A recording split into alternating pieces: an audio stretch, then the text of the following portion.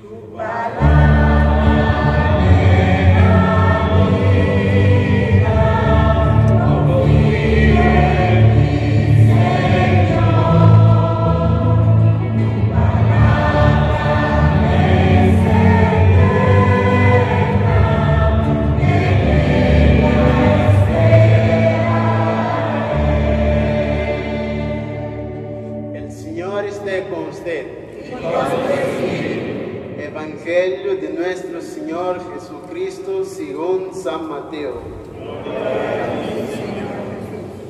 Jesús fue llevado por el Espíritu al desierto para ser tentado por el demonio. Después de ayunar 40 días y sus 40 noches, sintió hambre. El tentador, acercándose, le dijo: si tú eres hijo de Dios, manda que estas piedras se conviertan en panes. Jesús le respondió: está escrito, el hombre no vive solamente de pan, sino de toda palabra que sale de la boca de Dios. Luego el demonio llevó a Jesús a la ciudad santa y lo puso en la parte más alta del templo, diciéndole: si tú eres hijo de Dios, tírate abajo, porque está escrito, Dios dará órdenes a sus ángeles, y ellos te llevarán en sus manos, para que tu pie no tropiece con ninguna piedra. Jesús le respondió: también está escrito, no tentarás al Señor tu Dios. El demonio lo llevó luego a una montaña muy alta. Desde allí le hizo ver todos los reinos del mundo, con todo su esplendor, y le dijo: te daré todo esto si te postras para adorarme. Jesús le respondió: retírate, Satanás, porque está escrito, adorarás al Señor tu Dios, a Él solo rendirás culto. Entonces el demonio lo dejó, y unos ángeles se acercaron para servirlo. Palabra del Señor.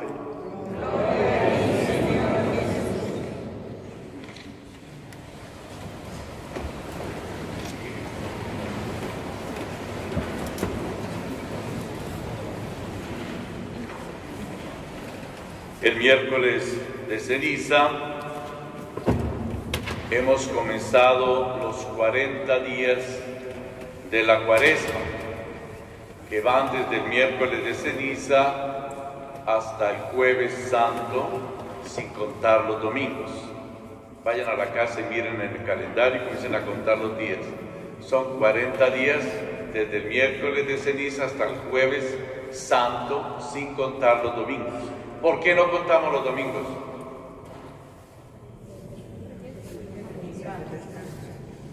Porque es el día del Señor, el día de la resurrección, entonces no se cuentan los domingos. Bueno, después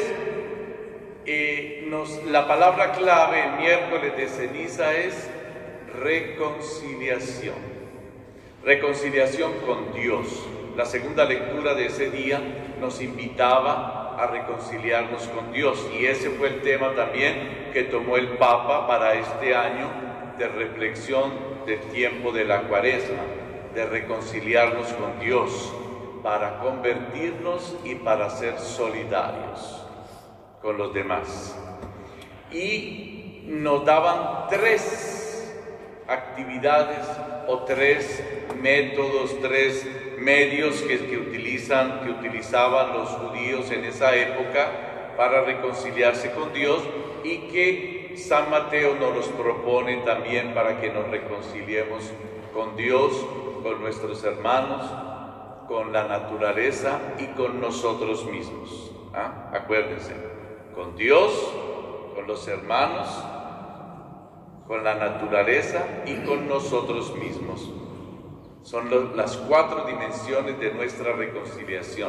Si yo me reconcilio con Dios, me reconcilio después automáticamente con lo demás. Bueno, entonces los tres métodos son ¿cuáles? El primero de ese día, bueno, ustedes no estuvieron, no hemos leído el Evangelio, pero yo les ayudo. El primero que nos habla es de la limosna, que hoy lo podemos traducir como solidaridad, caridad, promoción social, todo lo que vaya en bien de los hermanos y de las hermanas.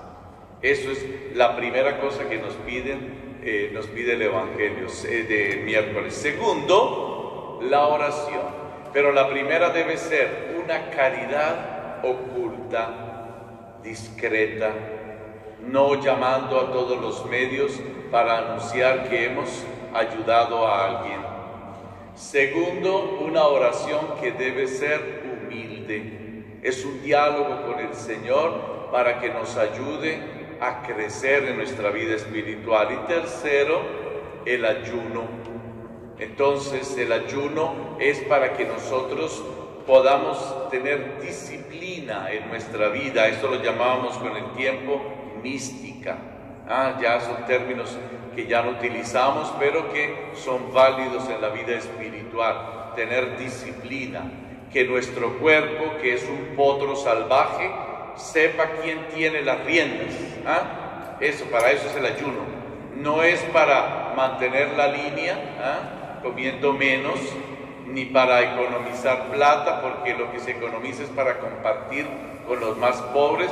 Ese es el sentido del ayuno, sino sobre todo para tener el control de nuestra vida. Que nosotros seamos capaces de tomar las riendas de ese potro salvaje que es nuestra vida. Bueno, entonces son los tres medios que tenemos para la conversión, para la reconciliación, para la solidaridad en este tiempo de Cuaresma. Hoy, entonces, ¿cuál sería como la palabra clave para hoy? Serían tres palabritas que tenemos que acostumbrarnos. ¿Cuáles serían? El Evangelio nos habla de ¿qué cosa? De las tentaciones. Eso es lo que siempre retenemos y lo que siempre nos acordamos. Segundo, ¿qué más nos dice?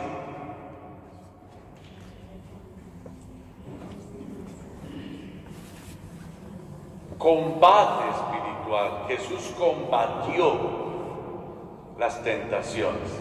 Y tercero, la victoria sobre esas tentaciones. Entonces, no nos quedemos solamente en las tentaciones, porque mucha gente dice, lo hace todo el mundo, ¿por qué yo no lo hago? Ni porque fuera el último. Entonces, esa es la excusa que sacamos nosotros. Sí, las tentaciones, sí, eso es normal, todo el mundo las tiene. Eso es lo que decimos, y todo el mundo cae, entonces yo también puedo caer.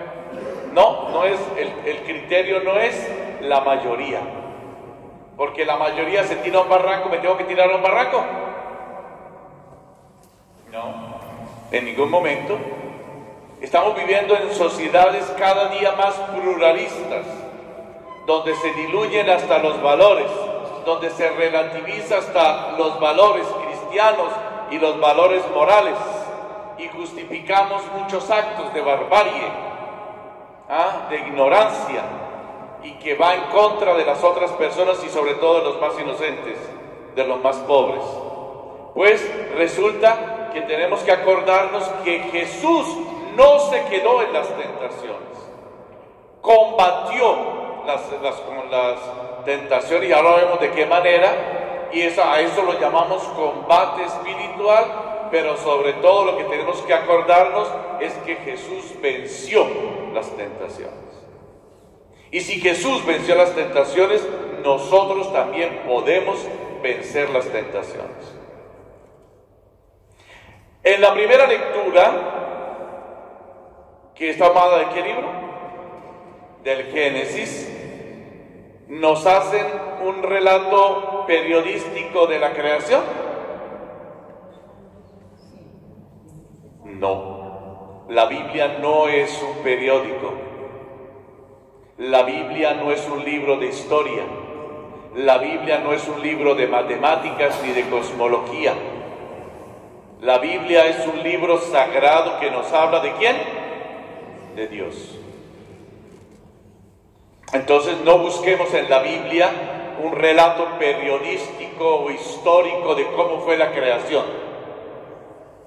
Ahí con esos relatos, con esas imágenes nos quieren decir algo. Y el pasaje de hoy hace una introducción rapidita de la creación, porque hay otro relato donde es mucho más profundo. Este es lo que nosotros llamamos el segundo relato de la creación, pero lo hace rapidito. En el primer relato lo hizo con más detalles, pero lo que nos quiere decir aquí que es el Señor que nos creó. ¿Cómo? No lo sabemos.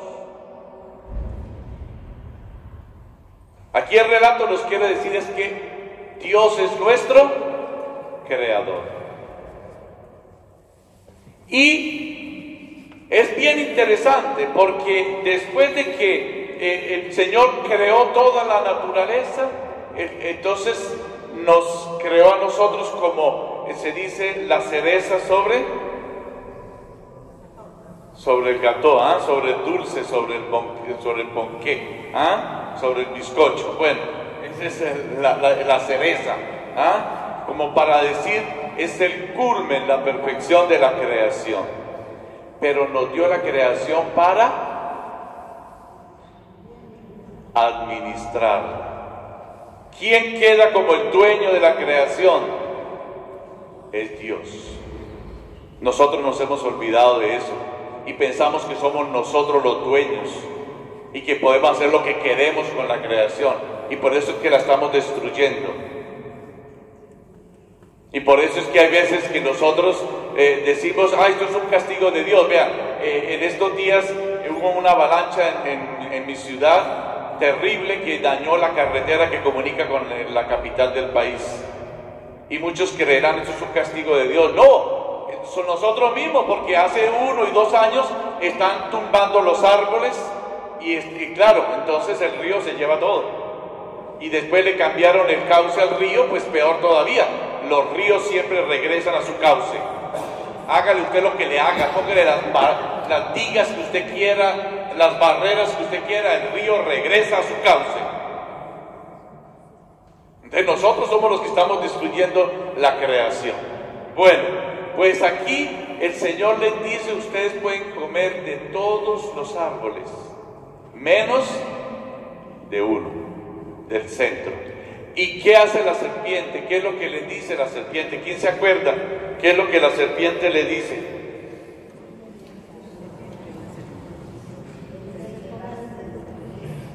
A ver, aquí vamos a buscar lo que dice. Así que Dios les ordenó que no comieran de ningún árbol del jardín. ¿Es cierta esa frase? No. Pero el diablo cambió la frase. El Señor dijo, ustedes pueden comer de todos los árboles, menos de uno, del árbol del bien y del mal. Pero Él le cambió la frase. Así que Dios les ordenó que no comieran ningún árbol del jardín. Y aquí atrapó a la pobre Eva, la envolvió, pero ella le respondió bien. ¿Sí vieron que ella le respondió bien?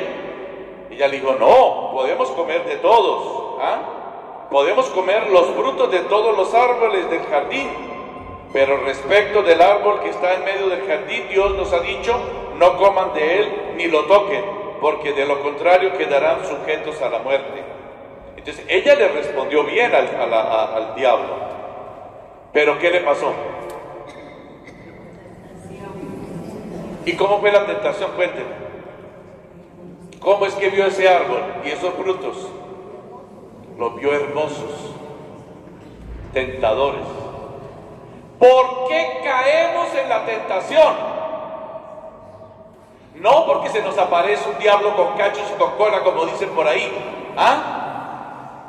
porque se nos aparece alguien bonito, hermoso o hermosa. Uno va detrás de lo bonito, de lo hermoso, no de lo feo. Gracias a Dios. Así nos dejan tranquilos.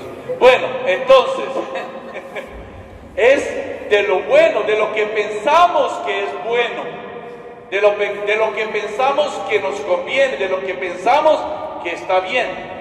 Por eso es que caemos. Porque si es feo, si nos da miedo, ¿ustedes creen que caemos? No, escapamos.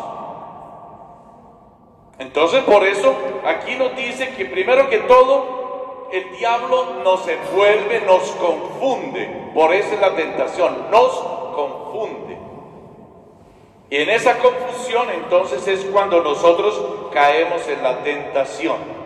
¿Y cuál es la reacción del hombre?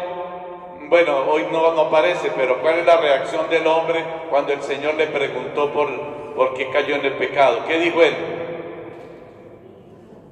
La mujer que me diste me hizo caer. ¿Y esa respuesta es justa? No.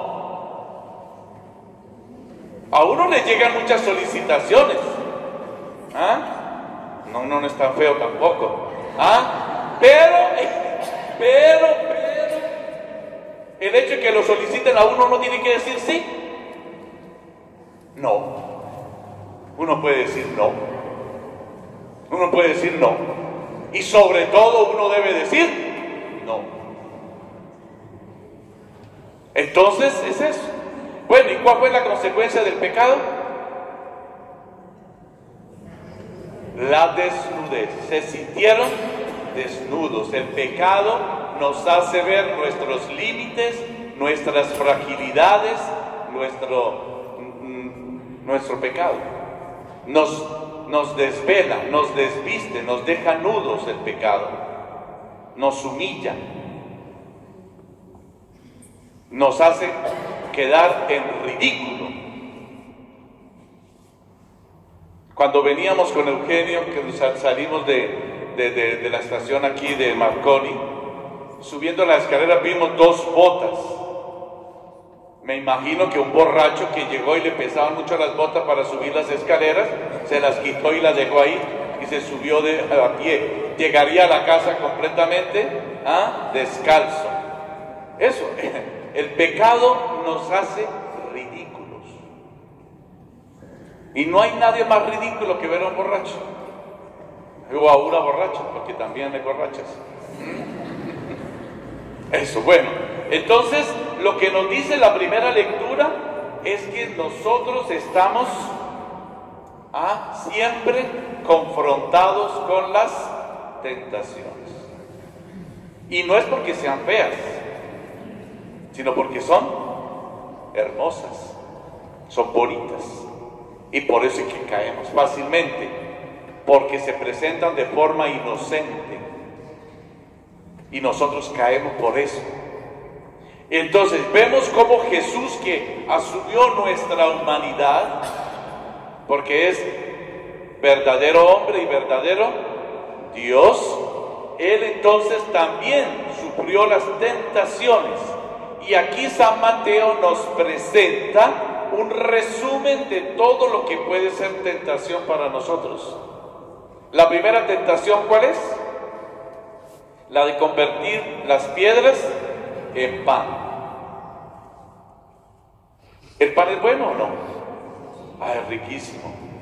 Mi papá fue panadero en su juventud y nosotros vivíamos al lado de una panadería. Cuando sentíamos el olor del pan recién horneado, nos íbamos a comprarlo para comer el pan calientico así.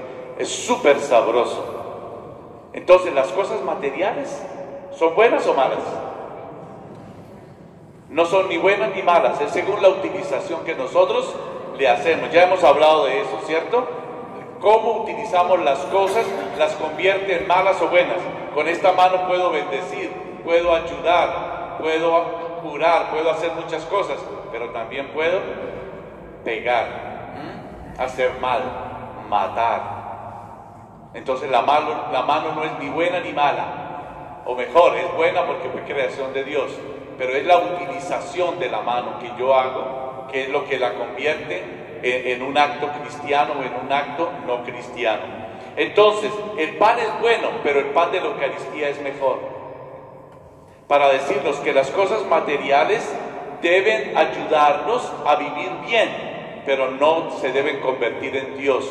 Nosotros hemos convertido las cosas materiales en Dios. Tenemos que tener casa, carro y beca, casa en la ciudad y chalet en la montaña y cabaña en el mar. Y si yo no voy cada año de vacaciones, entonces soy un pobrecito o una pobrecita. Si yo no cambio de carro cada año, si yo no cambio de ropa cada año, en cada estación, entonces soy un pobrecito, soy un arrancado. ¿Ah? Y resulta que el Señor aquí nos dice que más que las cosas materiales es los verdaderos, lo que da sentido a la vida no son las cosas materiales, sino lo que está detrás, lo más importante, como es la Eucaristía, como es la palabra de Dios. Después, en la segunda, el diablo lo desafía, le dice: súbete a la torre de esta iglesia y van desde abajo, haga las cosas con espectacularidad. Nosotros queremos las cosas grandiosas, las cosas que dan renombre, que dan fama, que dan, ¿no? Todos esos que hacen curaciones en los grandes estadios, ¿por qué no van a curar los que están enfermos de coronavirus? ¿Ah? No los he visto. Todos esos que dicen que hacen curaciones en los estadios, no los he visto por ningún lado. Todas esas cosas que hacen las cosas fantasiosas y con mucho escándalo. El Señor se manifiesta en las cosas pequeñas, en la sencillez, en la humildad. Ahí es donde se presenta el Señor. Y por último, el demonio le ofrece grandes riquezas, grandes posesiones, tener el dominio sobre el mundo. Pero ¿quién es el dueño del mundo? Es Dios. Entonces Él está ofreciendo algo que no es de Él. Si ve que el diablo nos engaña, nosotros pensamos que ganar plata para antier y rápido, que se hace de cualquier manera, y entonces entramos en el narcotráfico, entramos en la mafia, entramos en la explotación del otro, buscamos siempre de fregar al otro y pensamos que eso está bien, y no, eso no está bien, porque el único dueño del mundo y de la creación es Dios. Entonces, con todas esas tentaciones nos está diciendo el Señor que al centro de nuestra vida debe estar ¿quién? Dios y su palabra. Jesús logró vencer la tentación con la palabra de Dios y también con la gracia de Dios. Y nosotros, si queremos vencer la tentación, tenemos que ayudarnos con la palabra de Dios y con la gracia del Señor. Debemos pedirle la gracia del Señor. En la segunda lectura, para terminar, San Pablo nos recuerda primero a quiénes, a los romanos, y hoy a nosotros, que por un hombre entró el pecado en el mundo, y la desolación, la tristeza y la muerte, y con un hombre, Jesús, entró la salvación. Si nosotros queremos ser salvados, si queremos ser reconciliados, si queremos convertirnos, debemos contemplar el proyecto que Él nos propone y no olvidarnos de nuestra misión. La tentación no es mala en sí misma. La tentación nos ayuda a purificar las motivaciones que tenemos en la vida, a buscar el sumo bien, a buscar lo que verdaderamente da sentido a nuestra vida, lo que verdaderamente nos lleva a la verdadera felicidad y nos hace crecer espiritualmente. Y es la gracia del Señor, es su Espíritu el que nos ayuda a vencer y el que nos ayuda a crecer. Tenemos los tres medios, el de la caridad, el de la oración y el del ayuno, para que nosotros podamos durante estos 40 días hacer un retiro, confrontarnos con la palabra del Señor, orar un poquito más, ser solidarios con los otros, para que juntos lleguemos a celebrar la Pascua, la noche de la Pascua de Resurrección, la solemnidad de solemnidades, la fiesta de fiestas, que es la vigilia pascual. Entonces todos estamos invitados a hacer este camino, que el Espíritu del Señor nos ayude a crecer. Y ahora vamos a proclamar nuestra fe. Creo en Dios Padre Todopoderoso, Creador del cielo y de la tierra. Creo en Jesucristo, su único Hijo, nuestro Señor, que fue concebido por obra y gracia del Espíritu Santo. Nació de Santa María Virgen, padeció bajo el poder de Poncio Pilato, fue crucificado, muerto y sepultado, descendió a los infiernos, al tercer día resucitó de entre los muertos, subió a los cielos y está sentado a la derecha de Dios Padre Todopoderoso. Desde allí ha de venir a juzgar a vivos y muertos. Creo en el Espíritu Santo, Iglesia Católica, la comunión de los santos, el perdón de los pecados, la resurrección de la carne y la vida eterna. Amén.